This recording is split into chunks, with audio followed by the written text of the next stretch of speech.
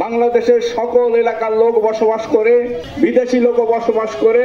সেই অনুপাতে এখানে আধুনিক চিকিৎসার কোনো আমাদের ব্যবস্থা নাই। আমাদের স্বাস্থ্যকে যাতে আমরা সুন্দর এবং সুগঠিত করতে পারি, মোংলার মানুষের কষ্ট অনুধাবন করি।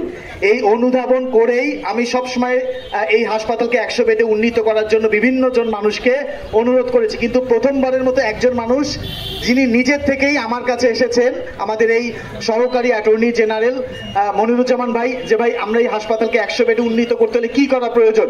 চট্টগ্রাম সমুদ্র বন্দরের উন্নয়ন আর মোংলা বন্দরের উন্নয়ন আকাশ পাতাল ডিফারেন্স, সেটি আপনারা নিশ্চয়ই দেখেছেন।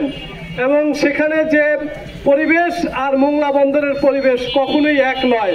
অনেক সদিচ্ছার অভাবের কারণে এই মোংলা এলাকার সার্বিক উন্নতি সাধিত হয়নি।